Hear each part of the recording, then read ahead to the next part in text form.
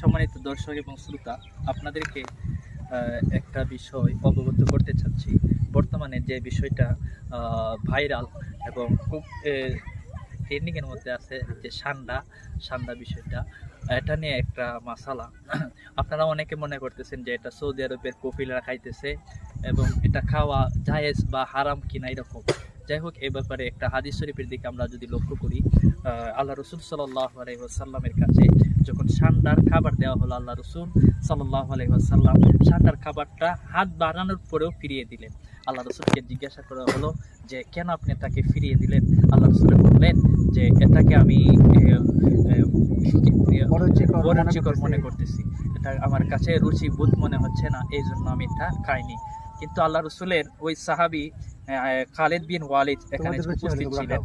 উনি আল্লাহ রসুল সাল্লাল্লাহু আলাইহি সাল্লামের সাথেই ছিলেন। উনি এই সান্ডাটা খেয়েছিলেন, কিন্তু আল্লাহ রসুল তাকে বাধাও দেয় না। এ থেকে ইমামগণ মাসালা এনেছেন।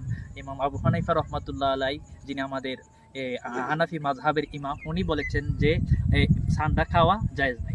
আর একটা কথা আপনাদের ক্লিয়ার করি, মানুষে সৌদি আরবে যে সান্ডা আর বাংলাদেশের যে গুইসাপ আছে, অর্থাৎ গ্রাম অঞ্চলে আমরা বলি গুল বলি যেটাকে, তারা ভাবে যে বাংলাদেশের গুইসাপ আর সৌদি আরবের সান্ডা এক কিনা। না, বাংলাদেশের গুইসাপগুলো মাংসাশী প্রাণী, তারা ডিম খায় বা বিভিন্ন ধরনের ব্যাঙ বা সাপ এগুলো খায়।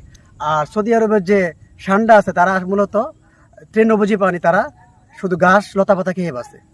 এই জন্য আপনারা সান্ডা আর বাংলাদেশের গুইসাপকে আপনারা এক মনে করবেন না। আর এখানে আরেকটা কথা, যেটা যে ইমাম আবু হানিফা রহমাতুল্লাহ আলাইহি ছাড়া মালিকি, হাম্বলি,